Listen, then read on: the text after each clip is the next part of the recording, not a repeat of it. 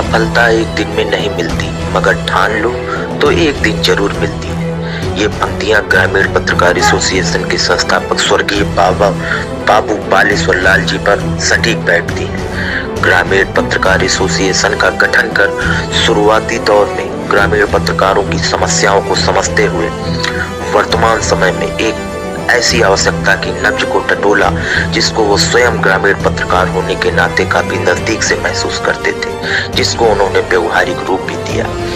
उक्त पंक्तियां और उद्बोधन हमारे प्रदेश प्रांतीय अध्यक्ष ग्रामीण पत्रकार एसोसिएशन श्री सौरभ कुमार जी ने अपने वक्तव्य में कहा और ग्रामीण पत्रकार एसोसिएशन के बारे में पंजाब प्रांत की इकाई और वहां के 23 जनपदों में ग्रामीण पत्रकार एसोसिएशन संगठन को काफी संख्या में उठाने के लिए वहां के पंजाब प्रभारी को बहुत बहुत शुभकामनाएं दी।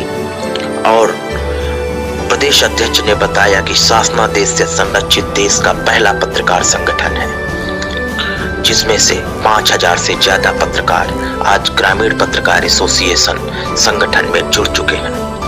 इस बारे में ग्रामीण पत्रकार एसोसिएशन के प्रदेश अध्यक्ष माननीय सौरभ कुमार जी का क्या कहना है, आइए सुनते हैं। Crime report search. Crime report search एक ऐसा वेब चैनल है जो खबरों को पल पल ग्रामीण अंचल और शहरी अंचलों को अपने आंचलिक दस्तावेजों को मिलाकर अपने परिवेश को जोड़ता है। हर दृष्टिकोण से उपेक्षित रहे।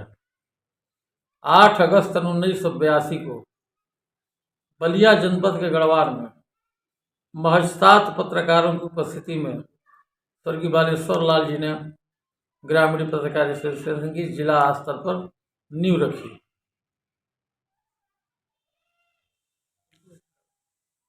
तो नींव रखी है, तो इससे ग्रामीण क्षेत्रों से और अन्य पत्रकारों के जो लाभ नहीं मिल पा रहे हैं उसके बारे में संगठन कौन कौन बिंदुओं पर कदम उठा रही है। ऐसे तो सभी संगठन कहती है कि हम आपके लिए लड़ रहे हैं, लेकिन इसकी वास्तविकता किसी संगठन में नहीं है। और हमने सुना श्री राम नरेश चौहान जी के द्वारा कि हमारा एक ग्रामीण पत्रकार एसोसिएशन है जो पीड़ित पत्रकार ही नहीं मार्गदर्शन भी दिया जाता है। इस विषय पर कितना सच है, कितना खरा है, ये आप बताएं अध्यक्ष महोदय। देखिए, कहने के लिए तो बहुत सारे संगठन हिंदुस्तान के अंदर है। अब आपका जो प्रश्न है कि इसकी क्यों आवश्यकता पड़ी, उसके पीछे सबसे बड़ा जो कारण है कि देश की 80% जनता गांव में निवास करती है और गांव में निवास करने वाले लोगों की आवाज़ को ये ग्रामीण पत्रकार शासन और प्रशासन तक पहुंचाने का कार्य करते हैं और शासन की जन कल्याणकारी नीतियों को जनता से अवगत कराते हैं। फिर भी हम हर दृष्टिकोण से उपेक्षित रहे। 8 जी, अंशकाली का मतलब कि सबके पास अपने निजी कुछ ना कुछ धंधे हैं। या तो प्रोफेसर है, वो अध्यापक है, डॉक्टर है, व्यवसायी है, कमाने का जरिया उसके पास है। और जो श्रमजीवी की श्रेणी में आते हैं उनके कमाई का जरिया, परिवार के भरण पोषण का जरिया एकमात्र अखबार की नौकरी है, इसलिए उनको तनख्वाह भी मिलता है। हमारे यहाँ सिर्फ व्यवस्था मान सम्मान की है, आपके मान सम्मान की रक्षा की है, लेकिन चूंकि अंशकालिक है इस नाते आपको कोई अन्य सुविधा नहीं है। जी, अब 2 शब्द अब आ रहा, होली की शुभकामना चाह रहे हैं ग्रामीण हीरा की ओर से, आप दे दें।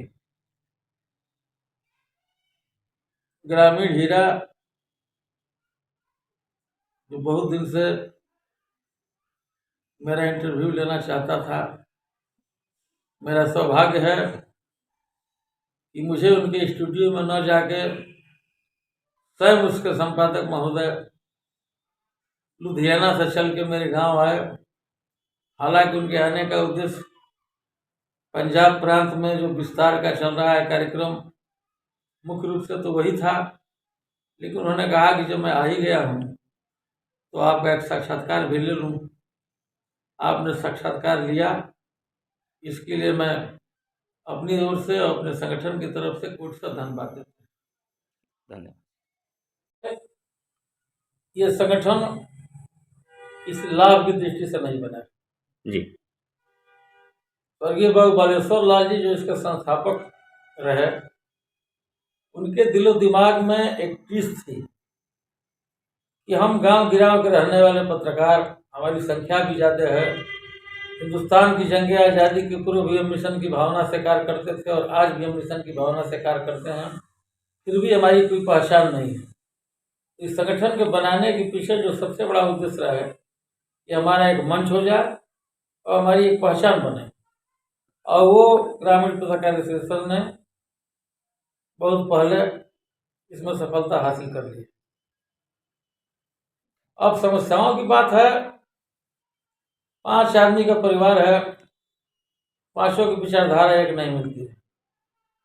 हमारा इतना लगभग इस समय प्रदेश में 15,000 की संख्या है सदस्यों की, तो विभिन्न विचारधारा के लोग हैं, फिर भी सबको संजो के और इस संगठन को एक सूत्र में बांधने का काम किया गया है। और आज प्रदेश के सभी 75 जनपदों के सभी तहसीलों में इसकी इकाइयाँ गठित हैं, और जो स्वरूप इसका जिले स्तर का था पहले 1986 में 82 में, वो आज प्रदेश स्तर का हो गया है। अन्य प्रांतों में भी विस्तार का कार्यक्रम चल रहा है, और मैं समझता हूँ कि 1 वर्ष के अंदर हिंदुस्तान की लगभग 22 प्रांतों में इसकी इकाइयाँ गठित हो जाएंगी। उसके बाद देश की राजधानी दिल्ली में एक महाधिवेशन, राष्ट्रीय महाधिवेशन आयोजित किया जाएगा, और उस दिन से इसका पूरा स्वरूप राष्ट्रीय स्तर का विधिवत हो जाएगा। और उस लड़ाई को हम नहीं लड़ते हैं। हाँ, जनहित से संबंधित कोई समाचार आपने प्रकाशित किया और उससे कुपित होकर कोई आप पर हमला किया या आपको उत्पीड़ित किया, तो मजबूती ढंग से मैं उसकी लड़ाई लड़ता हूँ। और कई जनपदों में ऐसा हुआ जिसको हमने लड़ा और उसमें मुझे सफलता हासिल हुई। अब यह जरूर है कि आपको पत्रकार होना चाहिए।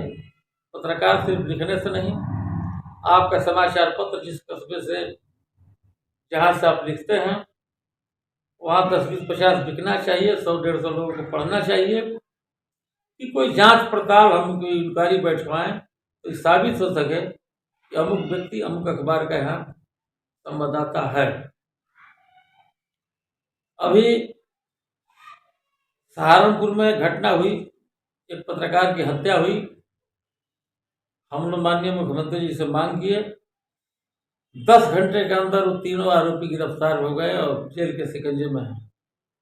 उन पर NSA की कार्रवाई हो गई और पीड़ित परिवार को सहायता राशि भी उत्तर प्रदेश सरकार से मिली। फिलहाल 5 लाख पता चला है कि मिला है, और भविष्य में भी हम लोगों की मांग है कि 50 लाख कम से कम उस परिवार को दिया जाए, उसको सुरक्षा दिया जाए। बिजनौर में घटना हुई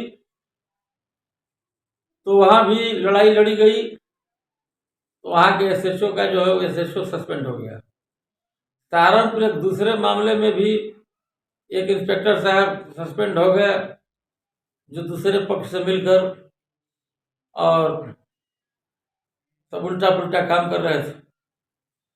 तो सशक्त संगठन की सबसे बड़ी पहचान तो यही है कि अगर आप सही हैं, जायज हैं, आपका मामला उचित है, तो निश्चित रूप से उसमें कार्रवाई हुई है। एक भी ऐसा एग्जाम्पल नहीं है जिसमें कार्रवाई नहीं हुई और पत्रकार का परिवार रोता फिरे। जी, अंतिम प्रेरणा के साथ हम आपसे एक और सवाल जानना चाहते हैं कि बहुत सारे अखबार दफ्तर चल रहे हैं, बड़ा से बड़ा, पुराना से पुराना, इस लाइन में ग्रामीण पत्रकार एसोसिएशन के उपलब्धि की एक और सवाल जानना चाहते हैं कि इसमें पत्रकारों के प्रति आय इनकम की स्रोत क्या उपलब्धि प्राप्त की? देखिए, वास्तव में हम अंशकालिक पत्रकार हैं। जी। अंशकालिक का मतलब कि सबके पास अपने निजी कुछ ना कुछ धंधे हैं। या तो प्रोफेसर है, वो अध्यापक है, डॉक्टर है, व्यवसायी है, कमाने का जरिया उसके पास